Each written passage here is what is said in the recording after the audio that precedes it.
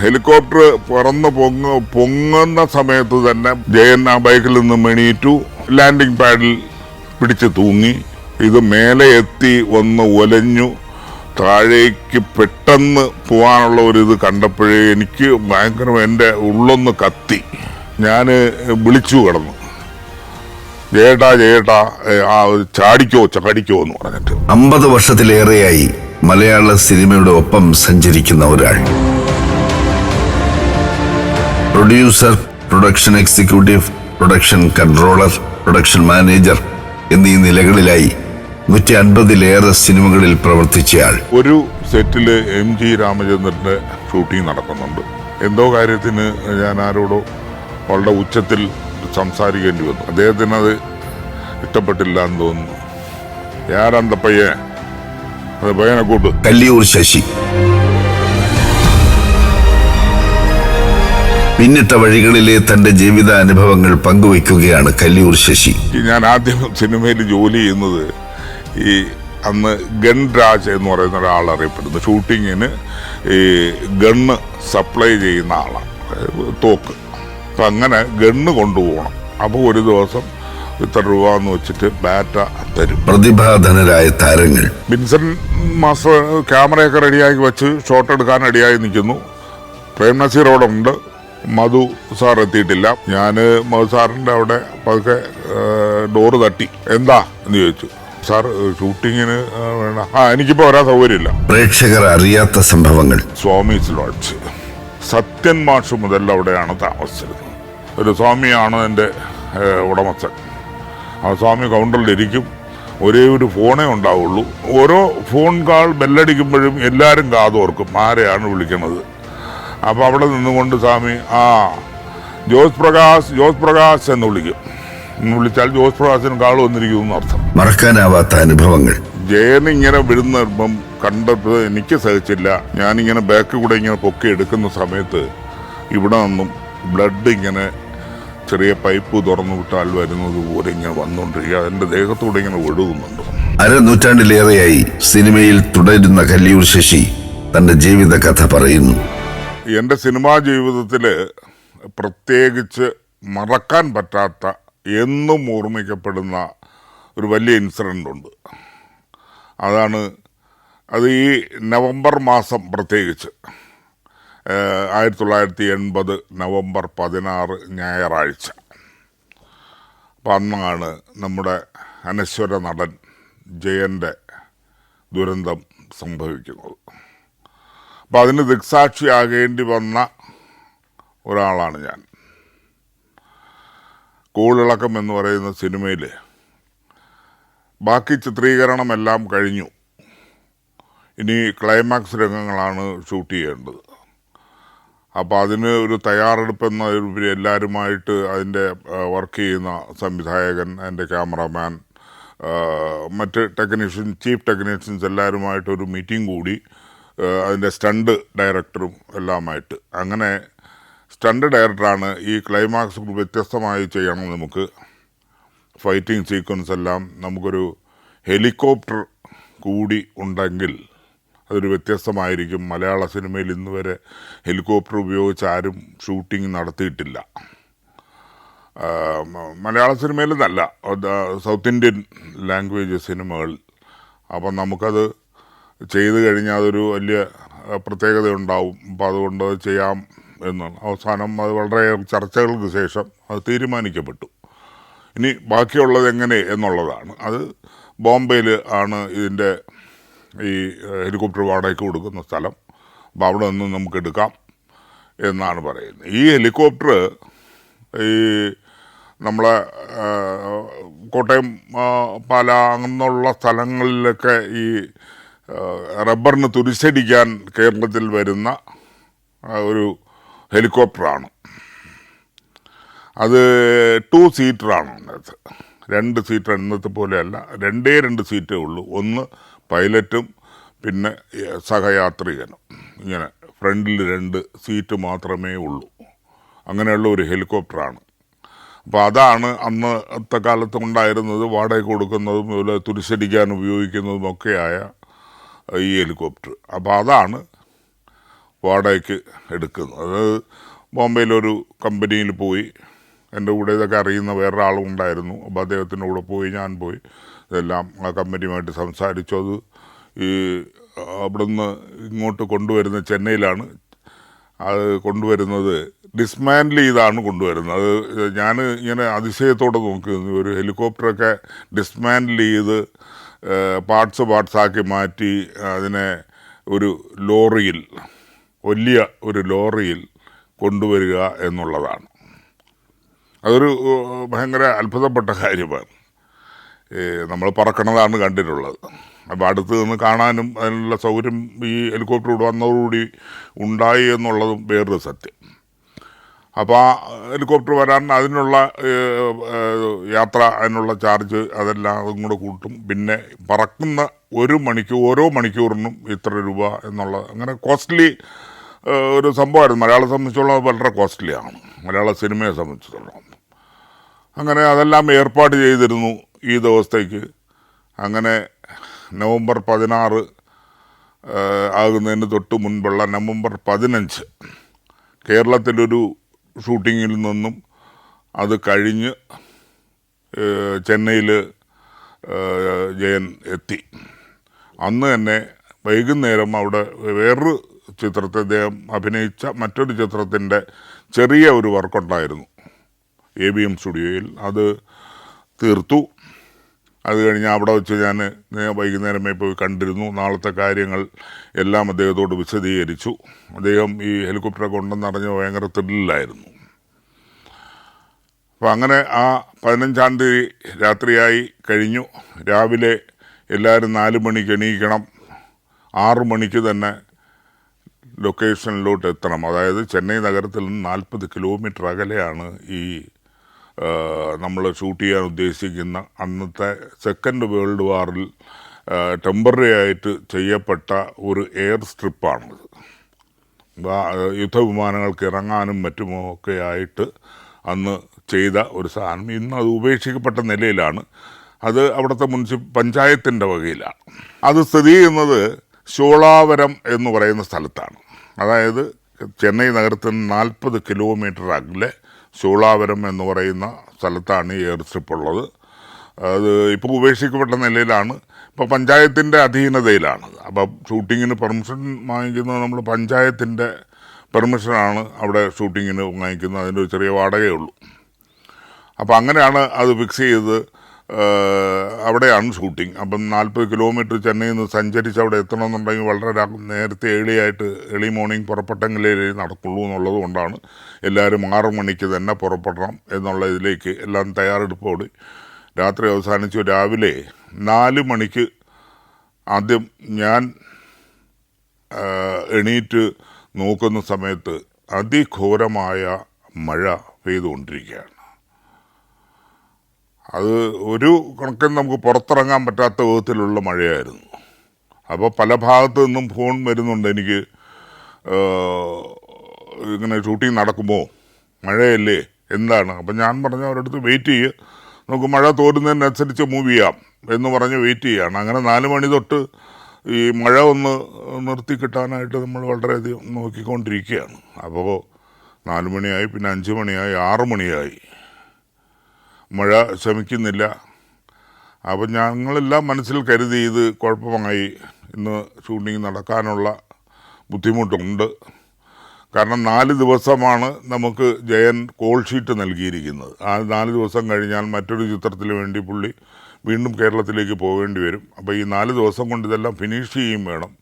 അപ്പോൾ അതിൽ 1-ാമത്തെ ദിവസം തന്നെ മഴ എന്ന് പറയുമ്പോൾ നമുക്ക് ഊഹിക്കാവുന്നതേ ഉള്ളൂ. അപ്പോൾ അങ്ങനെ നിന്ന് ഒരു 7 മണി കഴിഞ്ഞപ്പോൾ പതുക്കെ മഴ നിന്നു. ചെറിയ വെളിച്ചം വന്നു തുടങ്ങി. ഉടനെ തന്നെ നമ്മൾ ഉണർന്ന് പ്രവർത്തിച്ചു. എല്ലാവരുടെയും വിളിച്ചു, അങ്ങോട്ടും ഇങ്ങോട്ടും വിളിച്ചൊക്കെ കഴിഞ്ഞ് 8 മണിയായപ്പോഴത്തേക്ക് ഓരോരുത്തരായിട്ട് പുറപ്പെട്ടു തുടങ്ങി. അങ്ങനെ ഒരു 11 മണിയോടുകൂടി ഈ സ്ഥലത്ത് അസംബിൾ ചെയ്യപ്പെട്ടു. അത് കഴിഞ്ഞ് അതിനുള്ള ഒരു തയ്യാറെടുപ്പൊക്കെ നടത്തി. ഷൂട്ടിംഗ് തുടങ്ങുന്നത് 12 മണിക്കാണ്, ഏതാണ്ട് ഒരു ഞായറാഴ്ച ദിവസമാണ്.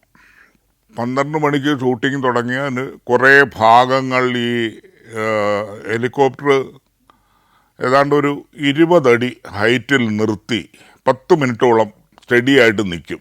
അപ്പോൾ അതിൽ ലാൻഡിങ് പാഡിൽ പിടിച്ച് അക്രോബാറ്റിക്സ്, അതുപോലെ അത് ലാൻഡിങ് പാഡിൽ നിന്ന് ചാടുന്നത്, കയറി പിടിക്കുന്നത്, ഇങ്ങനെയുള്ള ഷോട്ടുകളെല്ലാം എടുക്കാൻ വേണ്ടിയിട്ടാണ് അങ്ങനെ നിർത്തുന്നത് പല പ്രാവശ്യം. പിന്നെ 10 മിനിറ്റ് നിർത്തിയിട്ട് അത് മേലോട്ട് പോയി അത് ലെവൽ ചെയ്ത് തിരിച്ച് വന്നിട്ട് വീണ്ടും 10 മിനിറ്റ് നിർത്തി തരും. ആ ഒരു ഇതിലാണ് എടുക്കുന്നത്. അപ്പം ഈ ലാൻഡിങ് പാഡിൽ പിടിച്ചിട്ട് തിരിച്ച് തറയിലേക്ക് ചാടുന്നത്, ഈ 10-20 അടി ഉയരത്തിൽ നിന്നും ചാടുന്നത്, ഇതിനുള്ള മെത്തയും കാര്യങ്ങളും അങ്ങനെ പരിക്ക് പറ്റാതിരിക്കാനുള്ള എല്ലാ സജ്ജീകരണങ്ങളും നടത്തിയിട്ടുണ്ട്.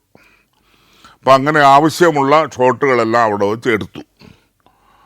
ഇനി നമുക്ക് വേണ്ടത് സുകുമാരൻ ഓടിക്കുന്ന ബൈക്കിൻ്റെ പുറകിൽ ജയൻ ഇരിക്കുകയാണ്.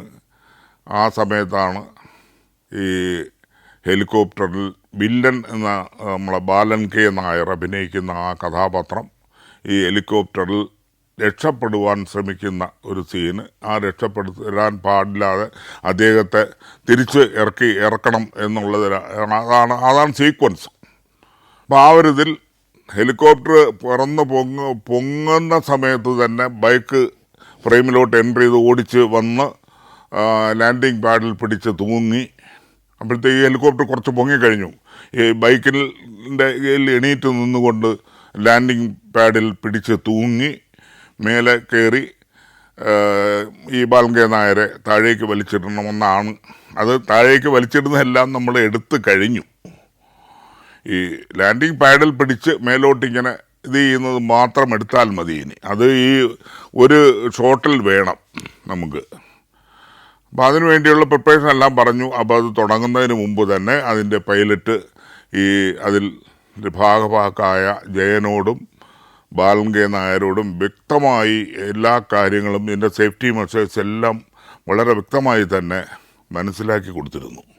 അതായത് ബാലൻ കെ നായർ ആ സീറ്റിൽ ഇരുന്ന് കഴിഞ്ഞാൽ, സീറ്റ് ബെൽറ്റ് ഇട്ട് കഴിഞ്ഞാൽ യാതൊരു കാരണവശാലും തിരിച്ച് ലാൻഡ് ചെയ്യുന്നത് വരെ ആ സീറ്റ് ബെൽറ്റ് അഴിക്കുകയോ അവിടെ നിന്ന് ചലിക്കുകയോ ചെയ്യാൻ പാടില്ല എന്ന് പറഞ്ഞിരുന്നു. സമ്മതിച്ചു. ജയനോട് പറഞ്ഞിരുന്നു ഈ ബൈക്കിൽ നിന്നും എണീറ്റ് പൊങ്ങി ലാൻഡിങ് പാഡിൽ പിടിച്ച് തൂങ്ങി കിടക്കുക എന്നുള്ളത് മാത്രമേ പാടുള്ളൂ.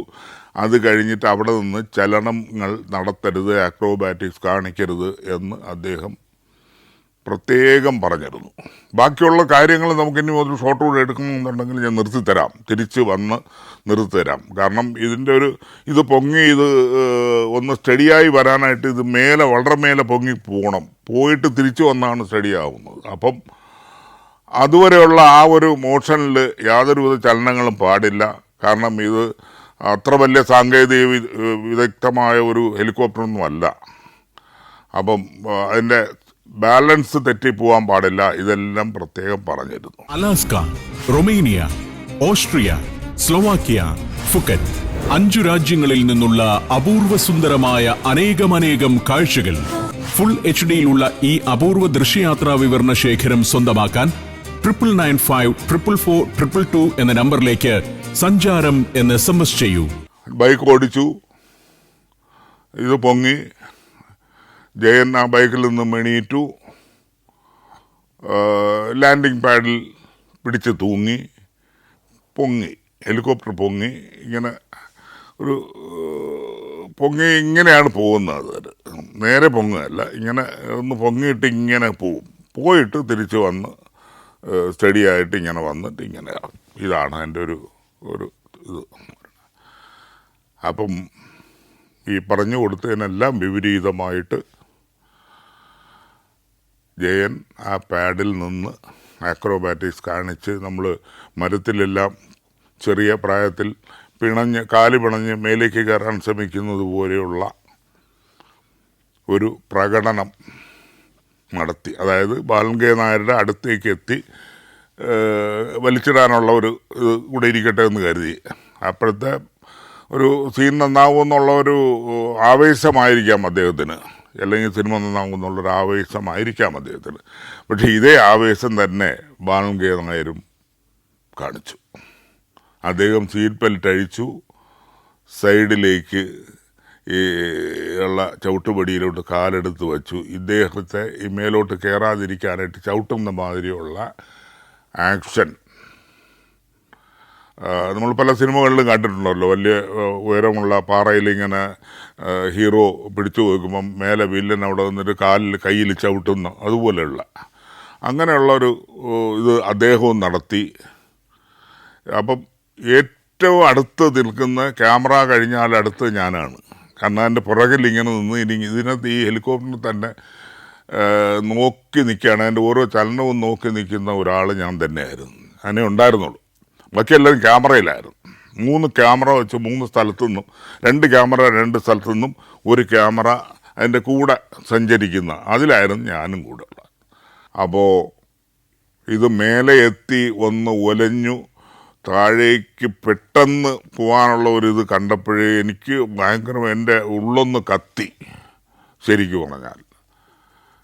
എന്നിട്ട് അത് താഴേക്ക് വരാൻ ആരംഭിച്ചു. അതേ ഇങ്ങനെ സ്ട്രെയിറ്റ് ആയിട്ടല്ല, അതേ മോട്ടൽ പോക്കിൽ തന്നെ താഴേക്ക് വരാൻ ആരംഭിച്ചപ്പോൾ എനിക്കറിയില്ലായിരുന്നു. ഞാൻ വിളിച്ചു കിടന്നു, ജയേട്ടാ ചാടിക്കോ എന്ന് പറഞ്ഞിട്ട്. ഒരു പക്ഷേ ചാടിയിരുന്നെങ്കിൽ, അത് കേട്ടിരുന്നെങ്കിൽ, കേൾക്കാൻ സാധ്യതയില്ല. പിന്നീടാണ് മനസ്സിലായത് ഇതിൻ്റെ പ്രൊപ്പല്ലറിന് ഭയങ്കര സൗണ്ടാണ്. അപ്പോൾ ആ സൗണ്ടിനിടയിൽ കേൾക്കാനൊരു ചാൻസ് ഇല്ല. അത് ചാടിയിരുന്നെങ്കിൽ ഈ എയർ സ്ട്രിപ്പ് വിട്ടിട്ടുള്ള ബാക്കിയുള്ള സ്ഥലത്ത് ഈ ഒരാൾ പൊക്കത്തിന് മേലെ ഈ വളരെ വ്യത്യസ്തമായ ഒരു പുല്ല് വളർന്ന് നിൽക്കുന്ന ഒരു പുൽക്കാടാണ്. ഒരുപക്ഷെ അവിടെ വീഴുന്നാൽ കാലവയ്യോ ചിലപ്പം ചെറുതായിട്ട് ഫ്രാക്ചറോ എന്തെങ്കിലും സംഭവിക്കാമായിരുന്നുള്ളൂ. പക്ഷേ നമ്മൾ ഇത് പറഞ്ഞു വച്ചിരിക്കുന്നത് പോലെ തന്നെ നേരെ വന്ന് ഈ ലാൻഡിംഗ് പാഡിൽ തൂങ്ങിയിരിക്കുന്ന ജയൻ്റെ മുട്ടാണ് ആദ്യം തറയിലിടിക്കുന്നത്. അതോടൊപ്പം അദ്ദേഹം കൈവിട്ടു, തലയടിച്ച് അദ്ദേഹം ഇവിടെ വീഴുന്നു. അതിനൊരു 10-15 അടി അപ്പുറത്തായിട്ട് ഹെലികോപ്റ്ററും വീഴുന്നു. ഹെലികോപ്റ്റർ വന്ന് തറയിൽ തൊട്ട് ആ മാത്രയിൽ തന്നെ 2 സൈഡിലുണ്ടായിരുന്ന ഈ നമ്മളെ ഇതൊരു പൈലറ്റും ബാലൻകെ നായരും 2 സൈഡിലായിട്ട് തെറിച്ച് വീഴുകയും ബാലൻകെ നായർക്ക് മൾട്ടിപ്പിൾ ഫ്രാക്ചറായി അദ്ദേഹം അപ്പുറത്തെടുക്കുന്നു. പൈലറ്റിന് ചെറിയ നിസ്സാര പരിക്കുകളിലൂടെ അദ്ദേഹവും രക്ഷപ്പെട്ടു. പക്ഷേ ജയനിങ്ങനെ വിഴുന്നപ്പം കണ്ടപ്പോൾ എനിക്ക് സഹിച്ചില്ല. അപ്പം ബാക്കിയുള്ളവരാരും ഇനി ആരും അടുത്തു പോരുന്ന ഹെലികോപ്റ്റർ എപ്പോൾ ഏത് നിമിഷം വേണമെങ്കിലും ബ്ലാസ്റ്റ് ആവാം. കാരണം പെട്രോൾ നിറച്ചിരിക്കുകയല്ലേ.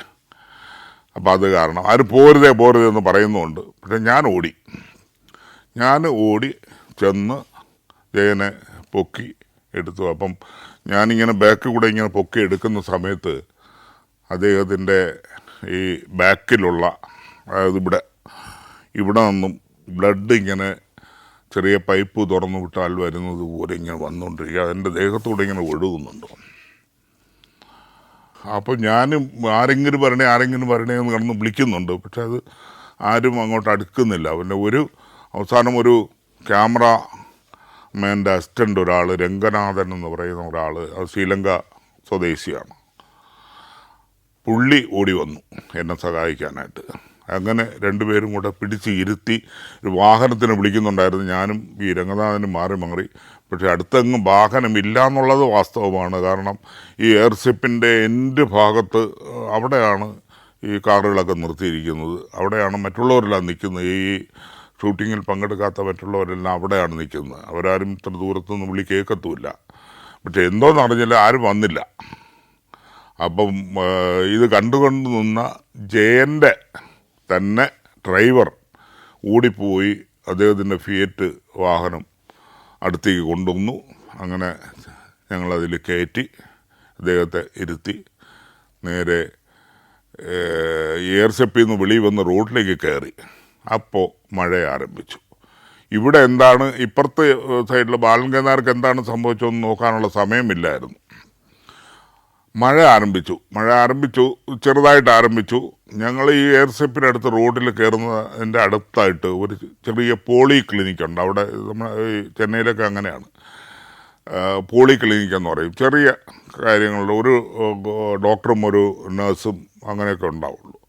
അപ്പം ഞങ്ങൾ അവിടെ വണ്ടിയിൽ നിർത്തിയിട്ട് ഞാൻ ഇറങ്ങി ചെന്ന് ആ ഡോക്ടറെ അടുത്ത് പറഞ്ഞു, ഇതുപോലെ ഇന്നൊരു ആക്സിഡൻറ്റ് പറ്റിയിട്ടുണ്ട്, കൊണ്ടുവരാൻ പറ്റില്ല, സാറൊന്ന് കാറ് വരെ എത്തി അതൊന്ന് നോക്കാമോ എന്ന് പറഞ്ഞു. അപ്പോൾ അദ്ദേഹം ഉടനെ ഓടി വന്നു, നോക്കിയിട്ട് പറഞ്ഞു, ഒട്ടും താമസിക്കേണ്ട, നേരെ വിട്ടോ എന്ന് പറഞ്ഞു. ഹോസ്പിറ്റലിലേക്ക് വിട്ടോ, ജനറൽ ഹോസ്പിറ്റലിലേക്ക് പോവാം, ഈ റോഡ് നേരെ ചെന്ന് അവസാനിക്കുന്നത് ജനറൽ ഹോസ്പിറ്റലിലാണ്, അവിടേക്ക് വിട്ടോളൂ എന്ന് പറഞ്ഞു. അതായത് ഇന്നത്തെ സെൻട്രൽ സ്റ്റേഷൻ്റെ നേരെ എതിർവശത്ത് സ്ഥിതി ചെയ്യുന്നതാണ് ഈ ചെന്നൈയിലെ ജനറൽ ഹോസ്പിറ്റൽ എന്ന് പറയുന്നത്. അപ്പോൾ അവിടേക്ക് വിട്ടു. പിന്നെ മറ്റൊരു കാര്യം, ഞാൻ ഈ തൂക്കി എടുക്കുന്ന സമയത്ത് തന്നെ അദ്ദേഹത്തിന് ശ്വാസോച്ഛ്വാസമുണ്ടായിരുന്നു, പക്ഷെ സംസാരിച്ചിട്ടില്ല, ബോധം ഒന്നുമില്ല. അദ്ദേഹത്തിന് ഒരു ചെറിയ ഇത് മാത്രം, ശ്വാസം മാത്രമേ ബാക്കിയുണ്ടായിരുന്നുള്ളൂ. അപ്പോൾ എനിക്ക് വളരെ അധികം ആശങ്ക ഉണ്ടായിരുന്നു. ഒരു എന്താ ഉൾവിളി പോലെ തന്നെ എനിക്കറിയാമായിരുന്നു ഇത് കുഴപ്പമാണെന്നുള്ളത്. പക്ഷേ നമ്മളൊരു മരവിച്ച സ്ഥിതിയിലായിരുന്നു. ഇങ്ങനെ ഒരിക്കലും പ്രതീക്ഷിക്കാത്ത ഒരു ആക്സിഡൻ്റ്, അതും നോക്കി നേരെ മുന്നിൽ നടക്കുന്നു, അതിൽ ഇതാകുന്നു, ഞാൻ അദ്ദേഹത്തെ എടുക്കുന്നു, ഹോസ്പിറ്റലിൽ കൊണ്ടുപോകുന്നു എന്നുള്ളതെല്ലാം കൂടെ എനിക്ക് എൻ്റെ മനസ്സ് താങ്ങുന്നതിനപ്പുറമായിരുന്നു. അപ്പം ഈ മറ്റ് ഈ ഇൻസിഡൻറ്റുകൾ പിന്നീട് പറയുന്നത് എനിക്ക് പിന്നെ സംസാരിച്ചു എന്നൊന്ന് എണീറ്റ് നിന്നു, സംസാരിച്ചു, എന്നിട്ടാണ് വീഴുന്നത് എന്നൊന്നും ഒരിക്കലും സംഭവിച്ചിട്ടില്ല. വീഴുന്നത് തന്നെയാണ്. ഞാൻ ഈ എടുത്തുകൊണ്ട് ഹോസ്പിറ്റലിലെത്തി, സംസാരിച്ചിട്ടേ ഇല്ല, ഒന്നും അനങ്ങിയിട്ടില്ല, ചുണ്ടനക്കിയിട്ടില്ല. അദ്ദേഹത്തിന് ശ്വാസോച്ഛ്വാസം ഉണ്ടായിരുന്നു, അത് മാത്രമേ ഉണ്ടായിരുന്നുള്ളൂ. അങ്ങനെ ഞങ്ങൾ ഹോസ്പിറ്റലിൽ എത്തി. ഏതാണ്ട് 2-2.5 മണിക്കൂറെടുത്തു ഹോസ്പിറ്റലിലെത്താനായിട്ട്. ഈ 40 കിലോമീറ്റർ വരണം, മഴയത്ത് വളരെ ബുദ്ധിമുട്ടിയാണ് വന്നത്, ചെറിയ ഫിയറ്റ് വണ്ടിയുമല്ലേ. അപ്പോൾ ഹോസ്പിറ്റലിൽ ചെന്ന് കയറി. അപ്പോൾ അന്ന് കാഷ്വാലിറ്റിയിൽ ചെന്നു, ഡ്യൂട്ടി ഡോക്ടർ ഉണ്ടായിരുന്നു, കാര്യമെല്ലാം പറഞ്ഞു. അദ്ദേഹം തന്നെ സ്ട്രെച്ചർ കൊണ്ടുവന്ന് ഉടനെ തന്നെ കിടത്തി, ബാക്കിയുള്ള ഫസ്റ്റ് എയ്ഡ് കാര്യങ്ങളൊക്കെ നടത്തി. അപ്പോഴാണ് ഈ ഇതൊക്കെ ചെയ്യുന്നതിന്, മുറിവൊക്കെ ഇത് നോക്കുന്നതിന് വേണ്ടിയിട്ട് അദ്ദേഹം ധരിച്ചിരുന്ന ജീൻസ് പാൻ്റായിരുന്നു. ആ ജീൻസ് ഈ മഴയും ഈ നനവും എല്ലാം കൊണ്ട് അഴിക്കാൻ പറ്റാത്ത അവസ്ഥയിൽ ഇത് കട്ട് ചെയ്താണ് മാറ്റിയത്. കട്ട് ചെയ്ത് മാറ്റുമ്പോൾ കാണുന്നത് ഈ 2 മുട്ടിൻ്റെയും സ്ഥാനത്ത് 2 വലിയ ഹോളാണ് ഉണ്ടായിരുന്നത്. അപ്പോൾ എനിക്ക് തോന്നുന്നു മുട്ടിൻ്റെ ചിരട്ട എന്നൊക്കെ പറയുന്നതൊക്കെ തെറിച്ചു പോയി.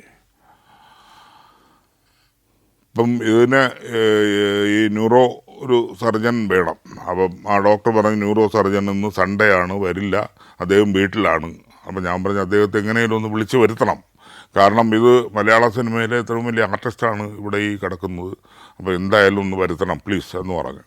അതുകൊണ്ട് തന്നെ അദ്ദേഹം മുഴുവൻ ലാൻഡ് ഫോണിൽ ഈ ഡോക്ടർ നരേന്ദ്രൻ എന്ന് പറയുന്ന മലയാളിയായ ന്യൂറോ സർജൻ്റെ വീട്ടിലേക്ക് അദ്ദേഹം ഫോൺ ചെയ്യുന്നു.